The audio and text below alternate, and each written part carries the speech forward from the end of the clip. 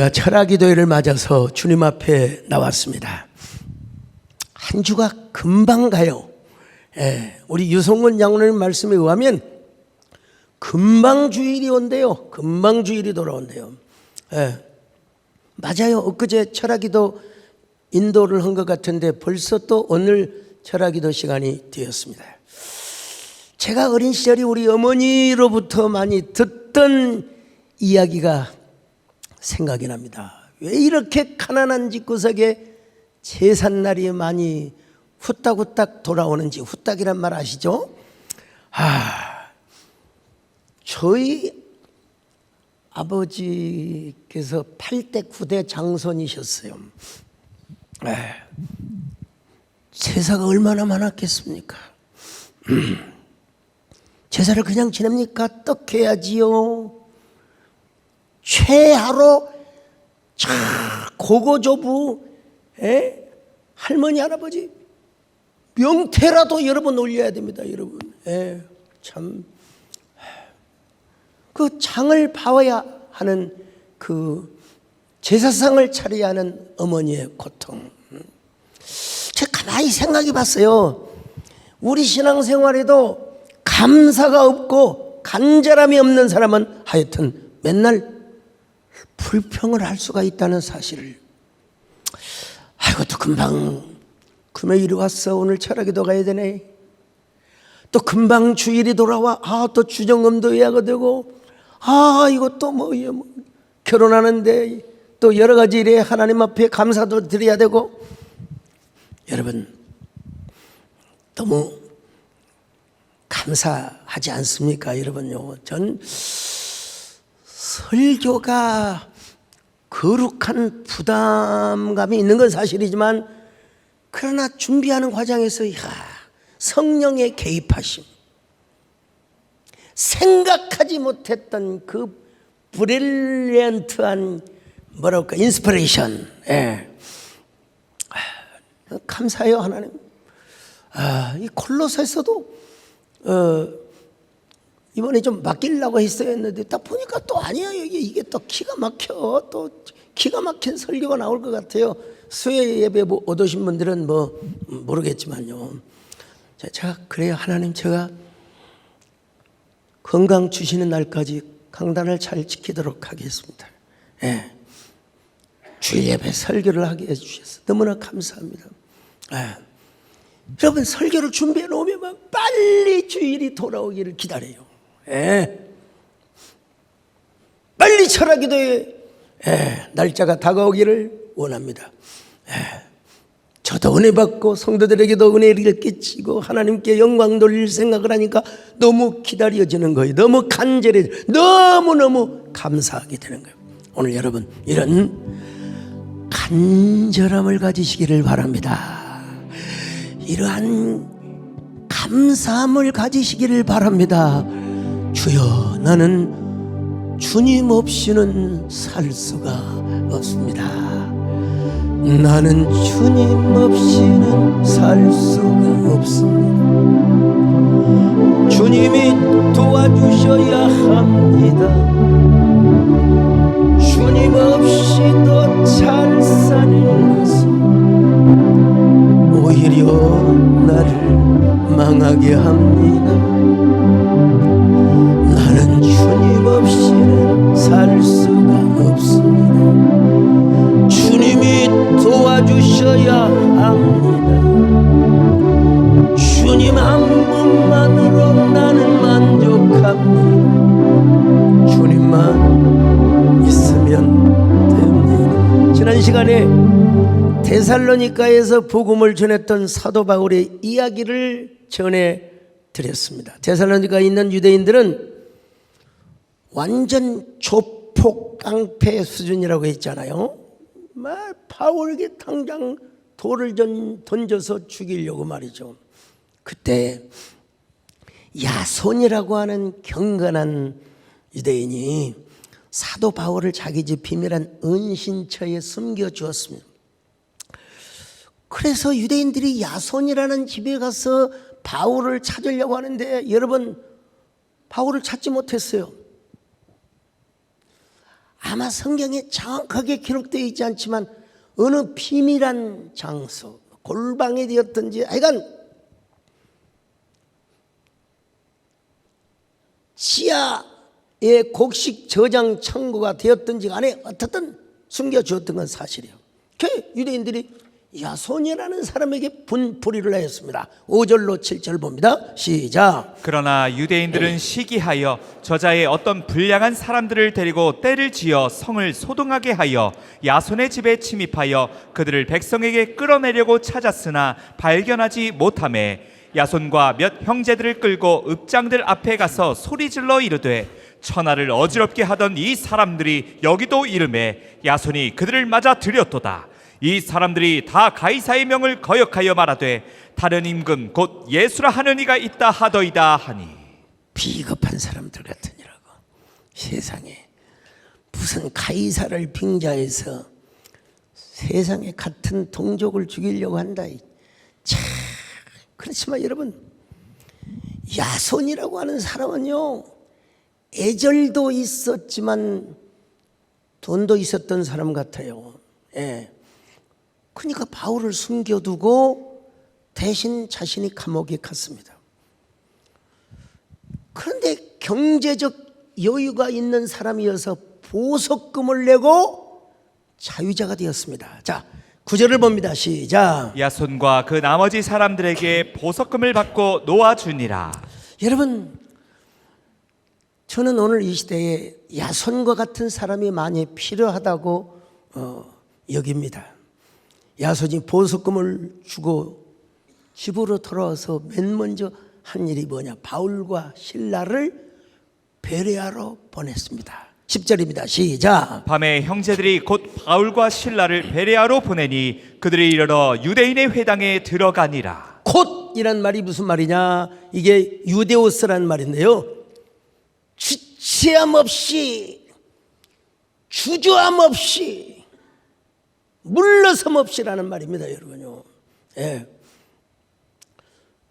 그래서 바울과 실라가 베레아에 도착을 합니다.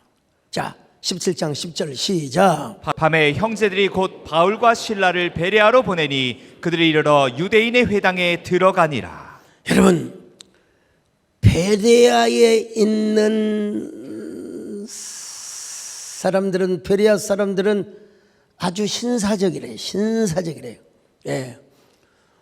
오늘 우리 개정판에만은 그 너그러운 사람으로 번역을 했는데 옛날 개역 한글판은 신사적이라, 신사적이라. 자, 11절로 12절을 봅니다. 시작. 베레아 사람은 데살로니가에 있는 사람보다 더 신사적이어서 간절한 마음으로 말씀을 받고 이것이 그러한가 하여 날마다 성경을 상고하므로 그 중에 믿는 사람이 많고 또 헬라의 귀부인과 남자가 적지 아니하나. 자, 여러분 여기 보면 신사, 양반이라고 표현하고 있습니다, 여러분.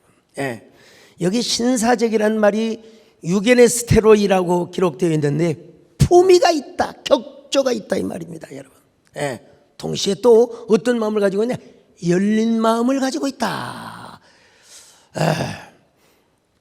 여러분, 격조가 있는 사람이 또 열린 마음도 가지고 있는 것 같아요, 보니까요. 여러분도 신앙생활하면서 베레아 사람처럼 격조가 있으시기를 바랍니다. 품위를 유지하시기를 바랍니다. 여러분의 신앙과 애절과 여러분의 모든 품격이 그야말로 격조가 있게 하여 주시옵소서. 주여, 언제나 우리가 주님 앞에 우리의 신앙의 격조를 지키게 하여 주시옵소서. 귀하신 주 날 붙드사 주께로 가마다 더 가까이 저 하늘나라 나 올라가 구주의 품 안에 늘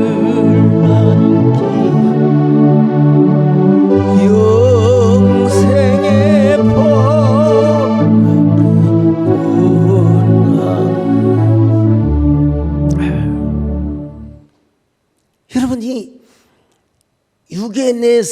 유게네스테로이라고 하는 말은 격조 있다는 말도 있지만 열린 마음, 너그러운 마음이라는 뜻도 있어요. 그러니까 우리 개역 개정판에서는 그냥 너그러운 의미로 이제 번역을 했는데, 하여튼 이런 동시적으로 두 가지 뜻이 있다는 사실을 우리가 알 필요가 있습니다. 여러분, 우리가 신앙생활하면서 격조도 중요하지만 너그러움도, 관대함도 중요하다는 사실, 얼마나 중요한지 몰라요. 자기 중심적인 사람은 결코 너그러울 수가 없습니다, 여러분. 주님 중심적인 사람만이 너그러운 마음을 가질 수가 있습니다, 여러분. 주님은 이때 나에게 뭘 원하시는가? 내가 어떻게 해야 교회의 덕이 된단 말인가? 내가 어떻게 해야 우리 담임 목사에게 도움이 되어야 한단 말인가? 너그러운 마음을 가지시기를 바랍니다. 격조 있는 신앙생활. 그뿐입니까? 베레아 사람들은 간절한 마음으로 말씀을 받았습니다. 11절입니다. 시작. 베레아에 있는 사람들은 데살로니가에 있는 사람들보다 더 너그러워서 간절한 마음으로 말씀을 받고 이것이 그러한가 하여 날마다 성경을 상고함으로. 여러분, 이 간절한 마음이란 말은 프로디미아스라고 자원하는 마음, 열정적인 마음, 그리고 사모하는 마음. 사모하는 마음. 하나님의 말씀을 꿀과 꿀송이보다 더 사모했다는 겁니다. 여러분, 시편 기자가 고백한 것처럼 시편 19편 10절입니다. 시작. 금 곧 많은 순금보다 더 사모할 것이며 꿀과 송이꿀보다 더 달도다. 시편 119편 103, 난 다 외우지만 여러분 같이 복습하는 의미에서 같이 읽습니다. 시작. 주의 말씀의 맛이 내게 어찌 그리 단지요 내 입에 꿀보다 더 다니이다. 여러분, 베레아 사람들은 하나님의 말씀을 꿀과 꿀송이보다 더 달게 간절하게 여러분 사모했는지 모릅니다. 주여, 우리도 언제나 하나님의 말씀을 그렇게 사모하게 하여 주시옵소서. 간절한 마음을 갖게 하여 주시옵소서. 자, 이 간절한 마음이란 말은 사모하는 태도뿐만 아니라 온순한 마음으로 하나님의 말씀을 받았다는 겁니다. 여러분, 온순한 마음으로. 여러분, 우리 마음이 온순해야 하나님의 말씀으로 받게 되는 겁니다. 여러분의 마음이 거칠고, 물론 황무지에서 꽃을 피워내는 라일락의 시가 있긴 있지만, 그러나 여러분, 할 수만 있으면 여러분의 마음이 온순해야 합니다. 여러분, 온순한 혀. 글쎄요, 잠언 15장 4절일까요? 찾을 수 있어요? 온순한 혀, 같이 봅니다. 시작. 온순한 혀는 곧 생명나무이지만 패역한 혀는 마음을 상하게 하느니라. 여러분, 마음이 온순할 때 혀도 온순하게 되어 있어요. 그리고 여러분, 그 온순한 마음이 생명나무여서 말씀을 말씀대로 받게 되어 있단 말입니다. 여러분, 그래서 잠언서에 보니까 여러분 뭐라고 있느냐?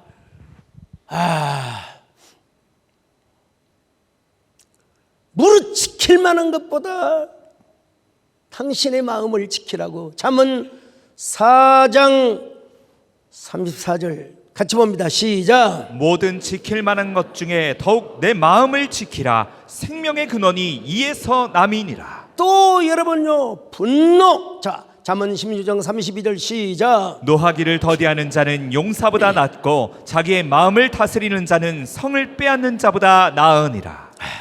여러분, 이 베레아 사람들은요, 말씀을 받을 때는 온순하게, 그야말로 온유하게 받았지만 집에 가서 이것이 그런가 하며 날마다 가서 성경을 상고하고 묵상했다는 것입니다. 사도행전 17장 11절 시작. 이것이 그러한가 하여 날마다 성경을 상고함으로. 날마다 성경을 상고했어요. 설교만 듣는 게 아니라 그 본문을 또 묵상하고 또 그 관련된 성경과 또 함께 상고를 하고. 지금은 고인이 되셨지만은 제가 천국 가서 정말 제일 먼저 만나보고 싶은 분이 계세요. 뭐 다른 분도 많이 계시겠지만 우리 문정남 장로님, 제주도의 모슬포가 고향이세요. 모슬포. 모슬포를 아시나요? 네, 모슬포. 근데 이분이 전남대학교 의대를 나오시고 부산의 성 메리놀 병원에서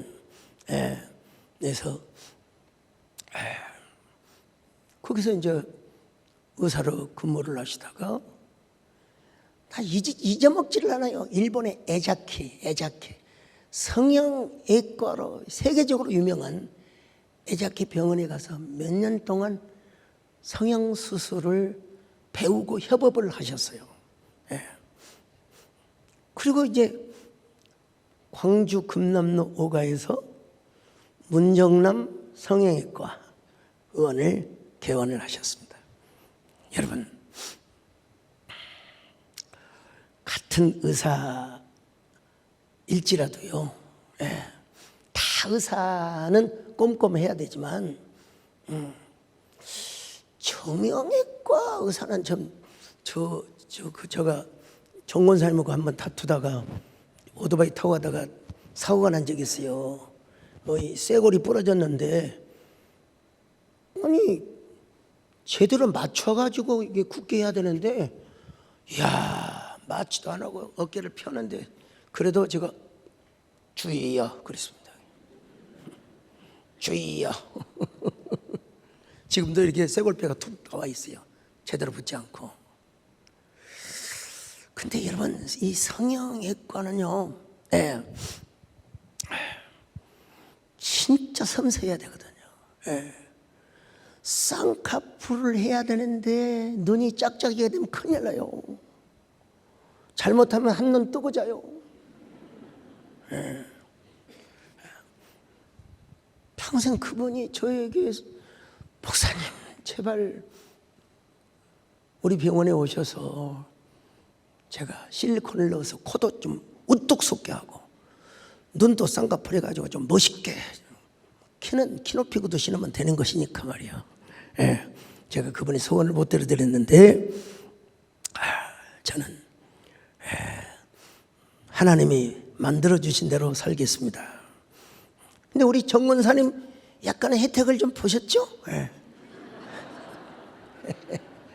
뭐 우리 집사람은 혜택을 받다고 내가 말할 수는 없고 아무튼 간에 또 괜히 또 부부싸움 나니까 아무튼.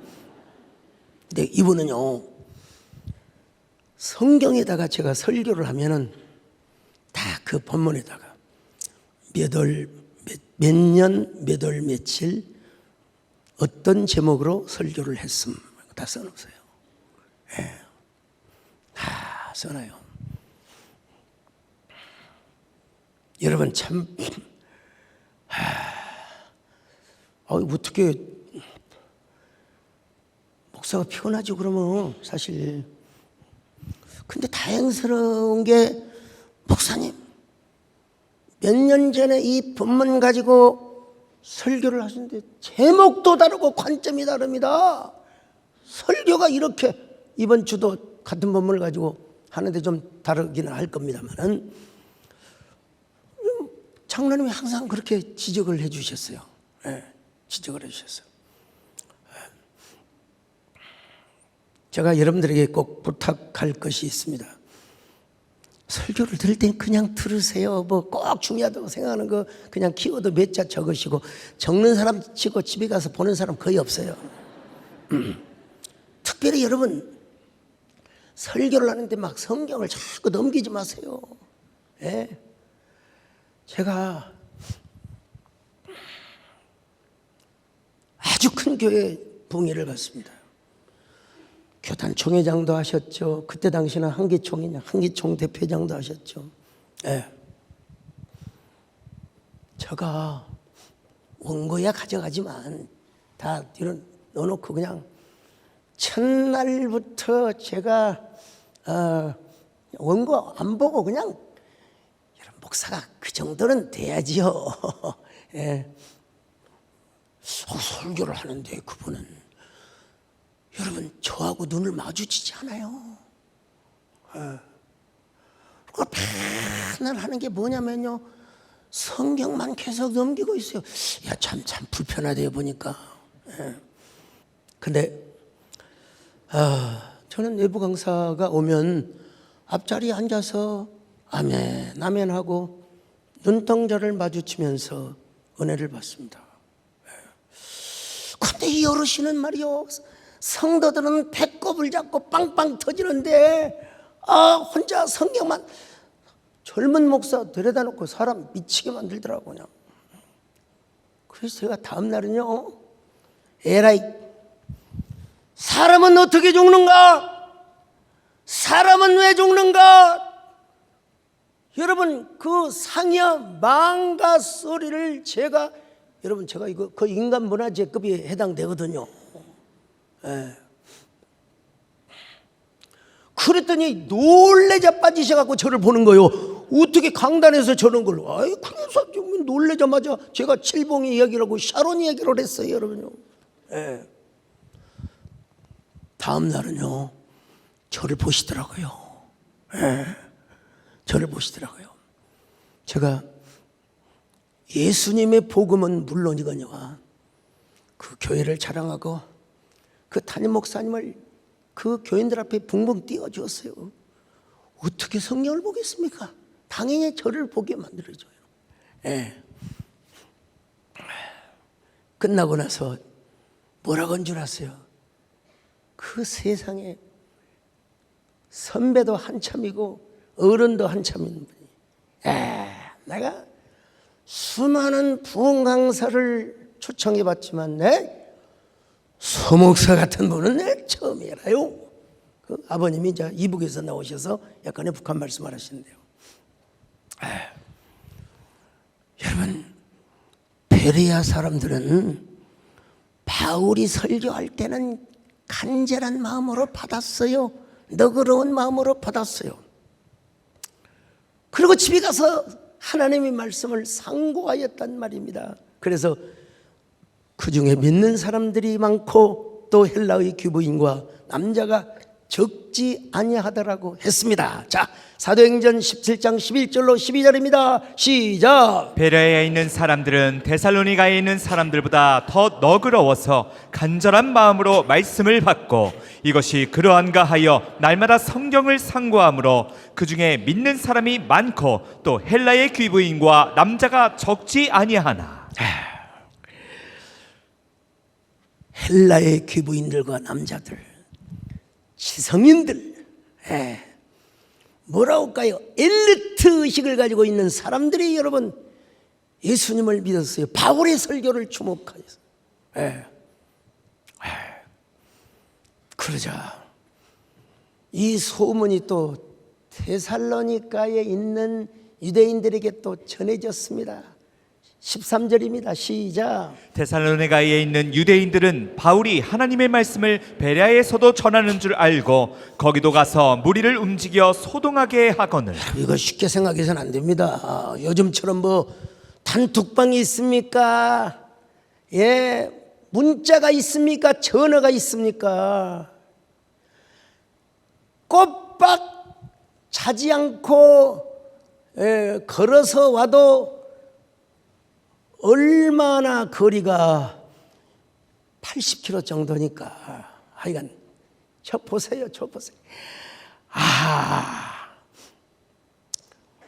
유대인들에게 와서 또 깡패처럼 굴었습니다. 여러분, 어떻게 이렇게 소문이 빨리 퍼집니까? 교회도 보면 여러분, 좋은 소식보다도 누구 흉보는 소식 이게 빨라요. 그러니까 바울이 베레아를 떠날 때 실라와 디모데는 거기에 머물러 두고 바울만 떠났습니다. 14절입니다. 시작. 형제들이 곧 바울을 내보내어 바다까지 가게 하되 신라와 디모데는 아직 거기 머물더라. 여러분, 유대인들이 바울에게 왜 그렇게 깡패처럼 조폭처럼 굴었느냐? 그만큼 바울의 영향력이 컸기 때문입니다. 바울은 히브리인 중에 히브리인이요, 바리새인 중에 바리새인이었습니다. 가말리엘 문화생의 가장 최고의 지성인 엘리트 그룹의 선두주자였습니다. 빌립보서 4장 4절로 6절입니다. 시작. 주 안에서 항상 기뻐하라. 내가 다시 말하노니 기뻐하라. 너희 관용을 모든 사람에게 알게 하라. 주께서 가까우시니라. 아무것도 염려하지 말고 다만 모든 일에 기도와 간구로 너희 구할 것을 감사함으로 하나님께 아뢰라. 빌립보서 3장 4절로 6절입니다. 제가 같이 읽습니다. 시작. 그러나 나도 육체를 신뢰할 만하며 만일 누구든지 다른 이가 육체를 신뢰할 것이 있는 줄로 생각하면 나는 더욱 그러하니니 나는 8일 만에 할례를 받고 이스라엘 족속이요 베냐민 지파요 히브리인 중에 히브리인이요 율법으로는 바리새인이요 열심으로는 교회를 박해하고 율법의 의로는 흠이 없는지라. 자, 여러분, 이런 엘리트요, 이런 지성인 중에 지성인, 그리고 파급 영향력이 가장 많았던 바울이 유대교 자체를 뿌리채 흔들어 버리고 다녀요. 예수라고 하는 자가 와서 새로운 종교를 창시했다고 떠들고 다닌다 이 말이에요, 여러분요. 자,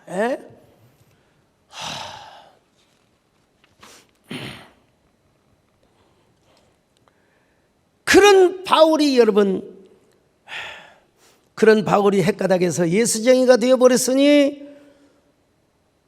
기득권을, 유대 종교의 기득권을 가진 사람들에게 얼마나 위험 요소가 되었겠습니까? 얼마나 기득권을 뿌리채 흔들 수 있는 존재가 되었겠습니까?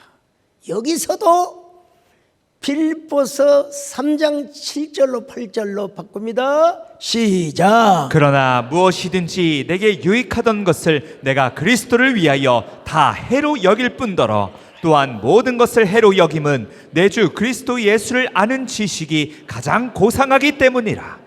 내가 그를 위하여 모든 것을 잃어버리고 배설물로 여김은 그리스도를 얻고 그 안에서 발견되려 함이니 내가 가진 의는 율법에서 난 것이 아니요 오직 그리스도를 믿음으로 말미암는 것이니 곧 믿음으로 하나님께로부터 난 의라. 그들이 생명처럼 여겼던 모세의 율법으로 의로움을 받는 게 아니라 여러분요,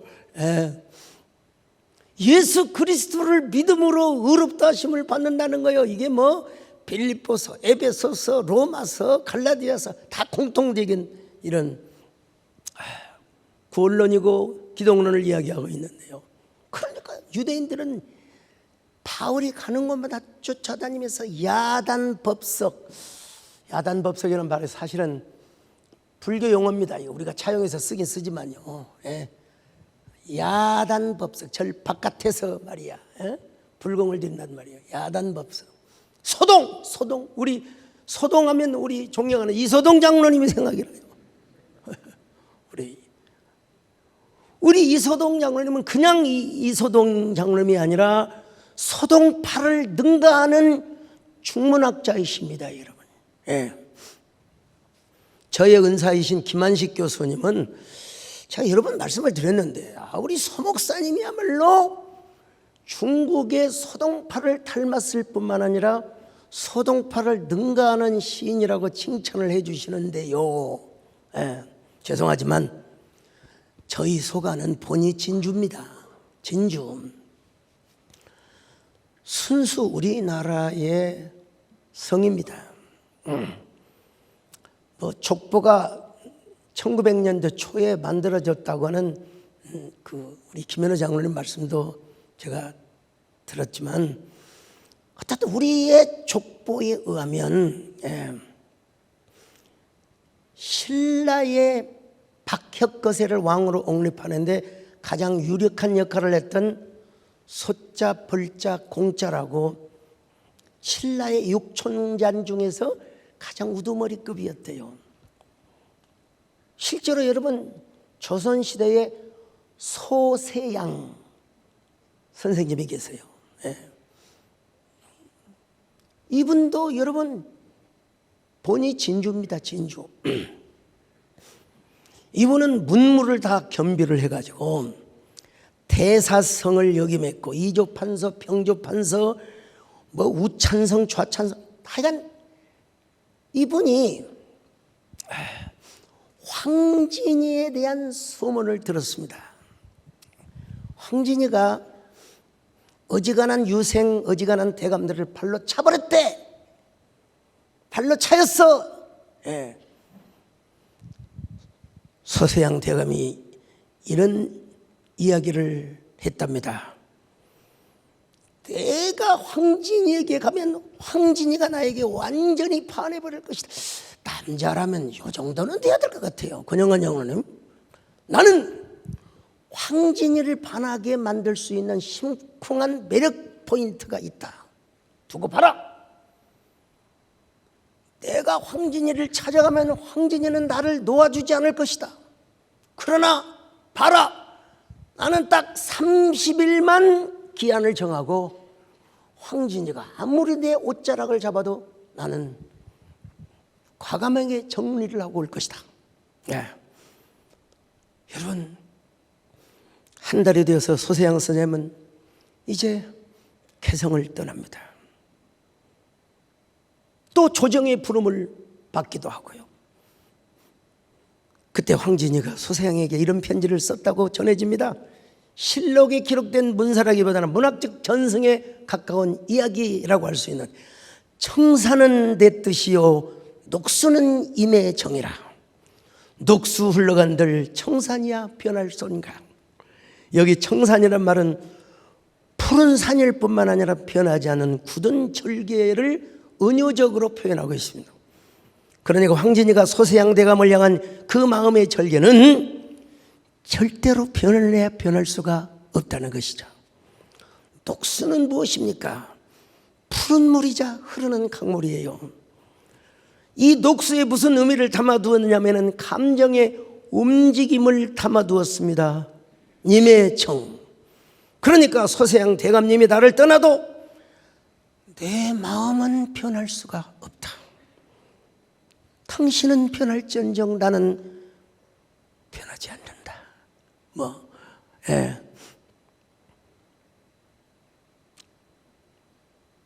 후대에 와서 이제 이런 이것도 사실은 표절이라고 하면 안 되지만 아무튼 간에 이런 시를 썼다고 전해지기도 하기는 하는데, 이런 전혀 팩트라고 말할 수는 없지만은 달 밝은 밤에 그대는 무슨 생각하세요? 잠이 들면 그대는 무슨 꿈꾸시나요? 이거 잘못하면 또 다른 분들에게 명예가 훼손될지 모르니까 하여튼 여러분, 저도 조선시대 때 좀 태어났으면 얼마나 좋았을까. 근데 미안하지만 그때 태어났으면 예수님을 구주로 영접을 못해요. 성현들이 뭐라고 이야기합니까? 그때는 몰랐었기 때문이다. 예수님도 그때는, 내가 어느 책에서 읽었는데 아무튼요, 그때는 복음이 전해지지 않았었기 때문이다. 주기철 목사님을 소재로 한 저 높은 곳을 향하여라는 영화가 있었죠. 1980년 아마 한 4월 정도에 개봉한 영화입니다. 예. 신학교를 바로 입학을 한 뒤 한 달쯤 돼서 저 광주 중앙극장에서 상영하였던 영화인데요. 예. 그 영화에서 신영균 장로님이 주기철 목사님을 맡았고, 사모님 역할을 영화배우 고은하 권사님이 맡아주셨는데요. 거기 안희숙 여사도 나옵니다. 예. 누구냐면 안희숙 여사를 윤복희 가수가 맡았어요.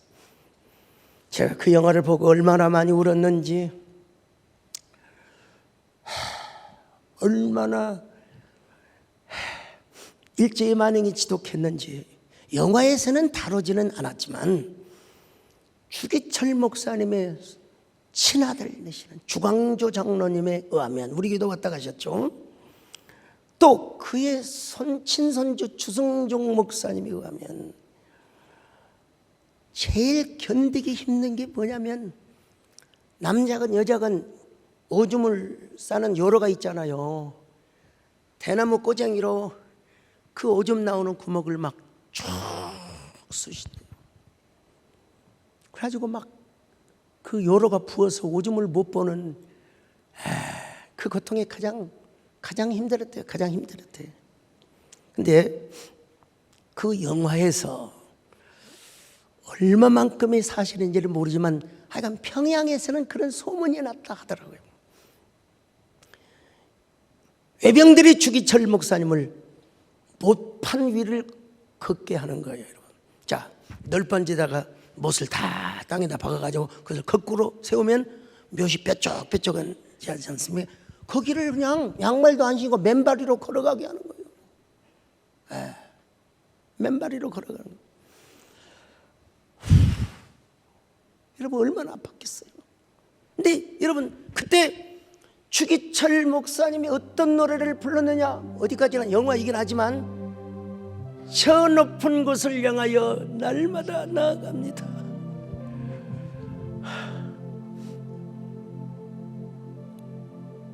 목사님이 이 노래를 부르자마자 주여 기도하다가, 여러분 성도들도 함께 두 손을 모으고 이 노래를 부릅니다. 주기철 목사님의 발바닥에서는 선혈이 낭자하게 흐르고, 끝까지 못자국 길을 걸어가지 못하고 옆으로 쓰러져 버리고 맙니다. 그런 주기철 목사님을 감옥에다가 내팽개쳐 버리고, 같이 수감되어 있었던 사람들, 깡패짓하고 못된 짓 했던 사람들이, 여러분 주기철 네가 목사면 다야, 그렇게 핍박을 했던 분들이 그 주기철 목사님의 발바닥을 닦아주며 눈물로 함께 기도해 줬다는 이야기가 나오고 있네요. 제가 그런 깡패들, 그런 도둑놈들도 주기철 목사님을 감옥에서 존경했다는 거예요. 실제로 여러분, 로마에 가면 사도 바울이 갇혔던 감옥이라고 하는 그 보존이 있어요. 거기에 벽화가 그려져 있는데, 바울을 핍박하고 바울을 짓밟았던 사람들이 나중에는 바울 앞에 무릎을 꿇고 기도받는 그 벽화의 그림이 지금도 보존되어 있습니다. 저는 이 영화를 심야 프로까지 봤습니다. 제 머릿속에는 저 높은 곳을 향하여 나는 노래가 인각이 되어 있어요. 늘 들어도 진짜 소강석 하나님이 대단한 은혜를 주셨구나. 얼마 되지 않아서 5.18 민주화 항쟁이 일어났어요. 현장에 있는 사람만 압니다. 뭐 택시 운전사 약간 뭐 과장이, 근데 사실입니다, 여러분. 택시도 없고 버스도 없고 리어카도 없었습니다, 여러분. 예. 다 계엄군들이 이제 그 시민군들을 이제 제압하고 이제 광주 중앙교회도 철문으로 닫혀 있고 동네 교회만 몇 사람 모여서 예배를 드립니다. 저는 그때 조선대학교 앞에 있는 서광교회라고, 거길 가려면 금남로를 걸어가야 됩니다, 여러분. 금남로에 가면 도청 앞에 왼쪽에 가톨릭 빌딩이 있습니다. 사장님 기억하세요? 가톨릭 센터. 그 다음에 전일 빌딩입니다. 네. 그 마주편으로 해서 도청에 있는 분수대를 돌아가지고 그 유명한 유성근 장로님 상무관을 거쳐서, 예, 제가 교회를 갑니다. 낮예배는 그렇다고 합시다. 내 수요일 가니까 한 600, 80명 모인 교회가 한 10명 모였어요. 목사님, 부목사님, 전도사님, 사찰집사님, 그리고 소강석. 근데 제가 그 어수룩한 밤에 어떻게 그 교회를 가냔 말이요. 그 교회를 갔더니 그 신사적이고 양반, 그분이 얼마나 선비 중에 선비인데요. 야, 소강석, 너 뒤지려고 환장했어? 에? 하나뿐인 목숨을 소중하게 지켜야지. 오늘 우리 집에서 저우가. 아닙니다. 저는 신학교에 가야 잠을 잘 수 있습니다. 캄캄한 밤에, 예, 노래를 부르며, 여러분 그때는 신학교 입구에까지 군인들이, 특전사 군인들이 다 깔렸었어요. 당신 어디 갔다 와요? 교회 갔다 옵니다. 제가 그때 여러분 서원을 한 적이 있습니다. 내가 주기철 목사님에 대한 영화를 한번 만들어 보리라. 이 교회만 짓고 나면 빚을 내서라도 내가. 근데 서울의 유명한 어느 목사님이 돈을 들여서 그분이 영화를 제작한다고 그래서 제가 그냥 즉시 포기를 했죠. 양보를 했습니다. 근데 어떻게 또 하나님께서 그분을 또 데리고 가는 거예요. 저에게 사명감이 생겼습니다. 그리고 KBS의 PD 권영만 국장이자 장로님을 만나서 설득을 했습니다. 어설픈 영화 만드는 것보다 일단 다큐로 제작을 해봅시다. 모든 지원은 제가 하나님 앞에 서원했습니다. 그랬더니 또 이분도 한 수를 더 떠서 기왕에 찍은 김에 조금 돈을 더 들여서 영화로도 한번 만듭시다 라고 여러분 다큐 영화를 극장에서 상영을 했죠. 여러분 다큐 하면 별로 안 봅니다. 근데 그때 시청률이 9.8%가 나왔습니다. 9.8%. KBS 대단한 기록입니다. 영화도 수십만, 거의 100만 명 가까이 봤어요. 예. 바울은 이제 어디로 가서 복음을 전하느냐? 아덴에 가서 복음을 전합니다. 이제 아덴에 가서 진짜 맞수를 만났어요. 철학자들을 만납니다. 그 시대의 최고의 지성인들을 만나서 변론을 합니다. 그래도 십자가의 복음이 이기는 걸 보게 됩니다. 그 이야기는 계속해서 다음 시간에 하도록 하겠습니다. 예수님처럼 바울처럼 그렇게 살 순 없을까? 남을 위하여 당신들의 온 온전히 버리셨